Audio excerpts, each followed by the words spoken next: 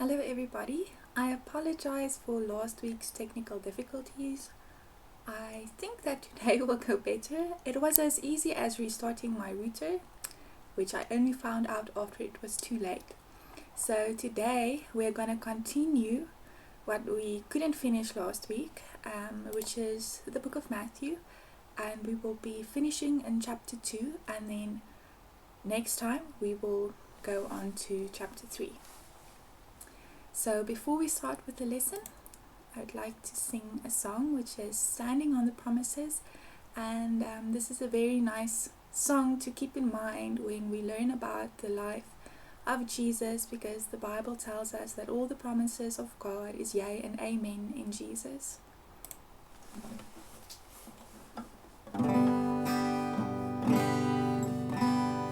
Standing on the promises of Christ my King, through eternal ages let his praises ring. Glory in the highest I will shout and sing, standing on the promises of God. Standing, standing, standing on the promises of God my Savior. Standing, standing, I am standing on the promises of God. Standing on the promises I cannot fail, listening every moment to the Spirit's call, resting in my Savior as my all in all. Standing on the promises of God.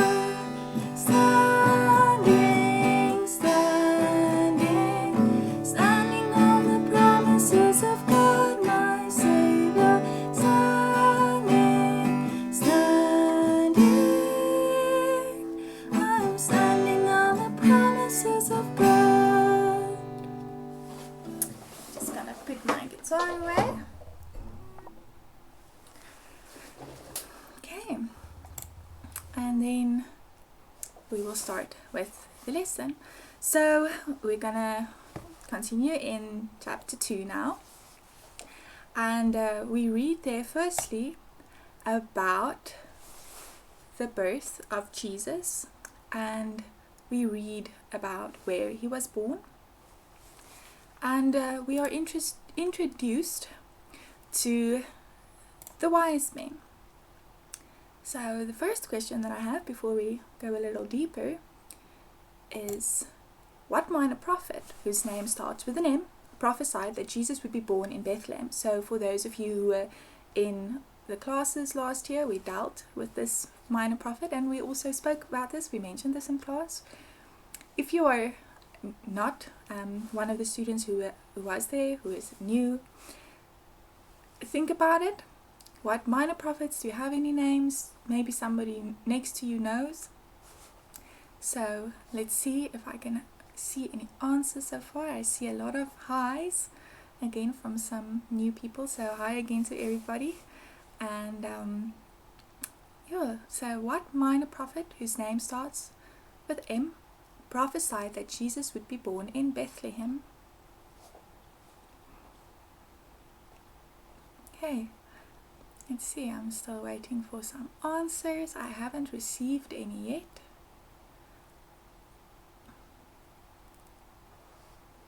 Okay, so I've narrowed it down a bit by saying that the prophet's name starts with M and that it is a minor prophet, so it's in the last few books of the Bible. Okay, let's see. Yes, so Micah, and we will read about some more prophecies that are fulfilled in Matthew 2. So let's get back to the wise men. So the wise men are from the east, and they see the star that informs them, or is a sign that the King of the Jews was born. So this is similar to saying the Messiah. So they knew what this meant. It wasn't just any normal king or the next in line. It was the Messiah, the Christ. So they started their journey from the east, and they came to the land of Israel. And their first visit that we read about is to the king. And when the king and the people of Jerusalem hear this, and they are troubled, and the king is trying to protect his throne. So he asks, where is the Christ born? So before we go on, wrong question. Okay. What was the name of the king in chapter 2? So I'm sure that you've heard about his name somewhere, maybe during Christmas time, or as you have been going through the Bible, or going through the Bible with your parents. So I'll wait a little more, because I know that the stream is only reaching you a little after me speaking. So let's see if I can see any answers yet. So the question is, what is the name of the king in chapter 2? And so this was a terrible king, and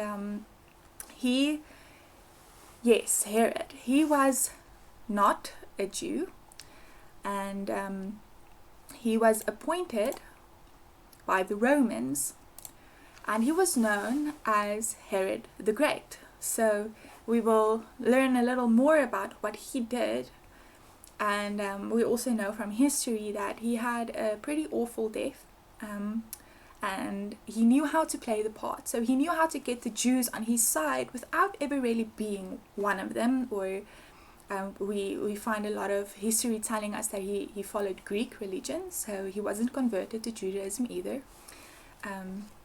And we read now that he asked the wise men to go and seek diligently for this king, and when they find him, they have to come tell him, because he wants to worship him also. So remember, I told you he knows how to play the part. So he has a motive here that is not truthful. He's lying to them. He's saying that, yeah, I want to worship him, but actually he's trying to protect his throne, and he wants to get this competition out of the way so that he can keep his throne and perhaps his sons after him. So they go out searching. So I want you to think about time now, and how time has passed. So they see the star, and then they make their way from the east to Jerusalem, and then they go to Bethlehem. So we will read a little later now, or in any moment. Let me just ask you the question. I'm jumping ahead.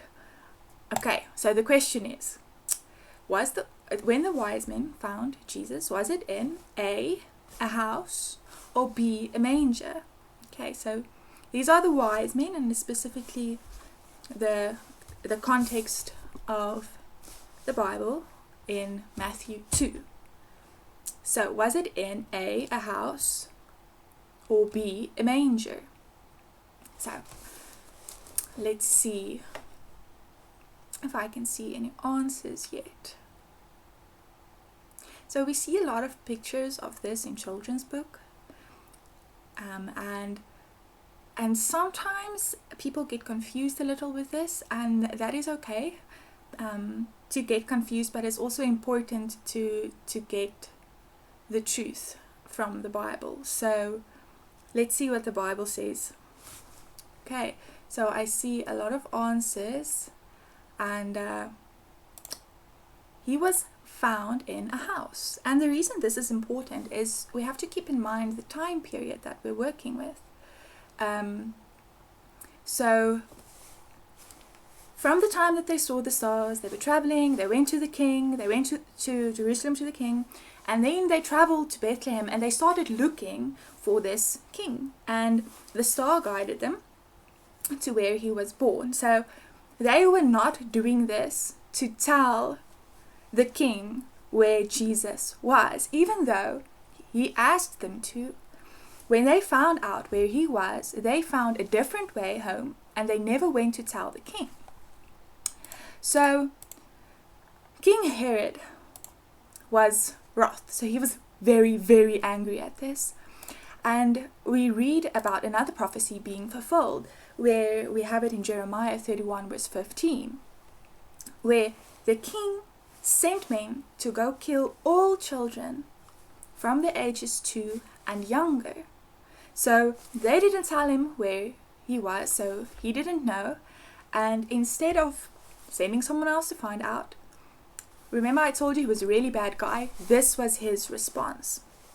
Okay, and so this is a very sad prophecy that we find in the Bible. But God protected Joseph by telling him in a dream to flee to Egypt.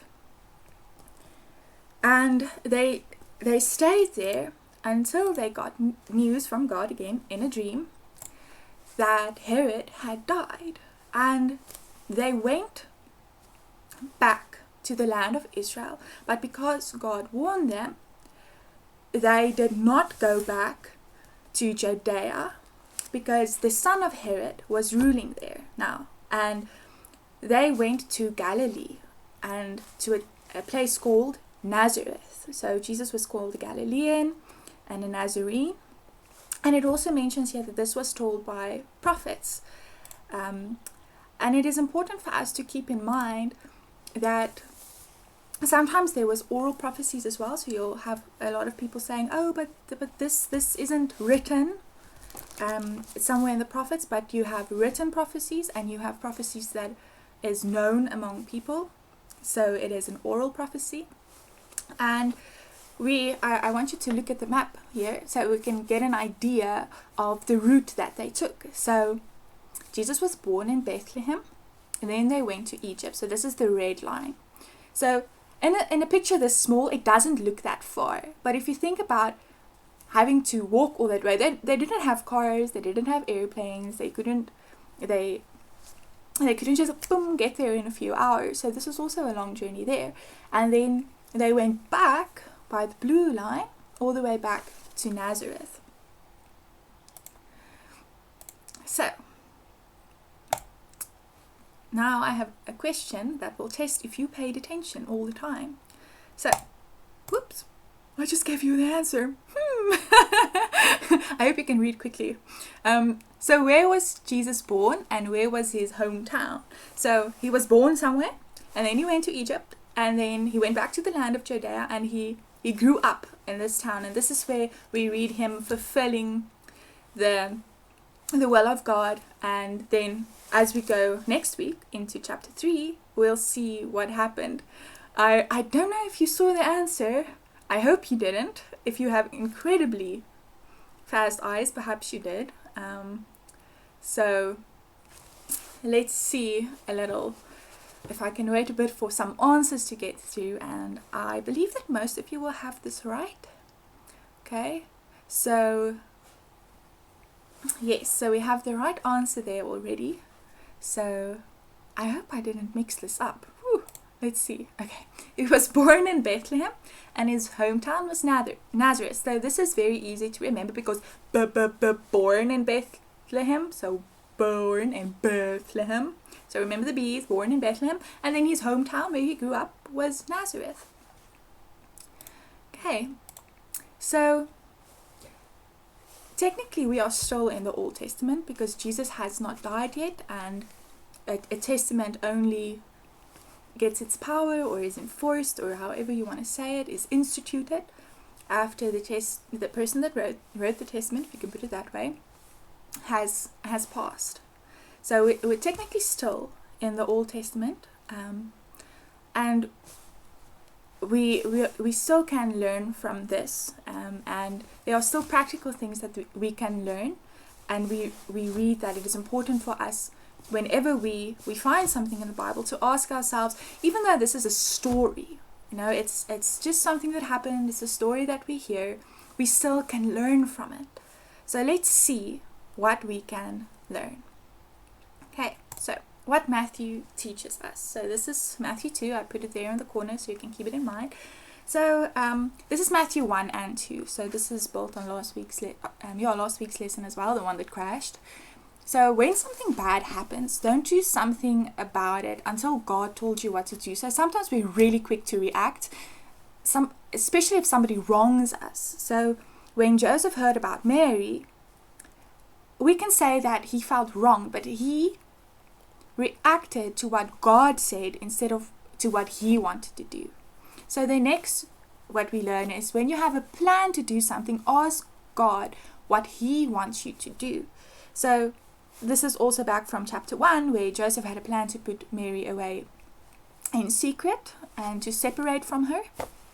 But God told him the truth about what was going on, and because he believed God, and because he believed the truth, and because he was obedient and following the instructions of God, he married her, and they could see God's will being fulfilled in great ways. So 3, the next thing we learn is when we listen to God, we get to be a part of his wonderful plans. So disobedience costs us the plan of God, the will of God in our lives. And God's will is better than ours because we don't know everything, we don't see everything. And our understanding is limited. Our understanding is not God's understanding. So the 4th thing we learn is, I made a spelling error. When we listen to God, he keeps us safe. So this now is thinking about when Herod was sending men out to kill these children. God could warn Joseph, and Joseph fled. And because he followed the will of God, because he was listening, because he was tuned in, they were kept safe. So the next thing we learn, and this is built on 3 lessons back, is Mary and Joseph were some of the Jews who were prepared, and God could use them in great ways. So we learn about some Jews who were afraid that the Messiah has come, and they were distressed about it. They were troubled. And then we have the other side of people who were still obedient to God. They were still listening. I don't know if this got out, but this was in a time where people were waiting for the Messiah. They knew he was about to come, and we see that from the timeline, especially the one we have in Daniel. They knew that he was on his way, that it would be any day now.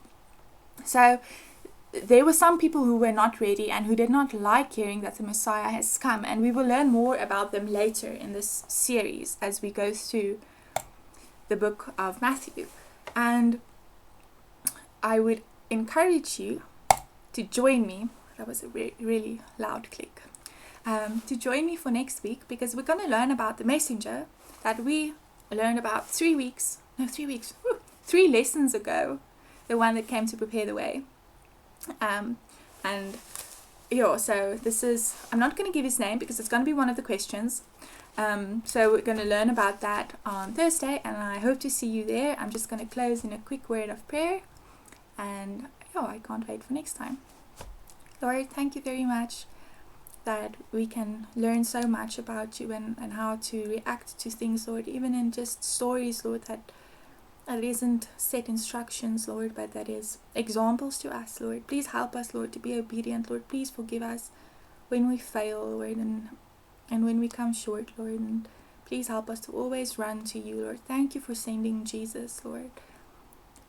Lord, thank you for coming down to die for us on a cross, Lord, so that we can be a part of your great plan, Lord. Please help us to be obedient so that we will not miss out on the plans that you have for us, Lord, and the things that you want to come and do in our lives, Lord. Please help us to be faithful followers of you, Lord. And please forgive us, Lord, for every time we forget, Lord, that our purpose is to serve you, Lord. Amen. Okay, I'm just going to wait for the stream to reach you, and then I will see you guys on Thursday.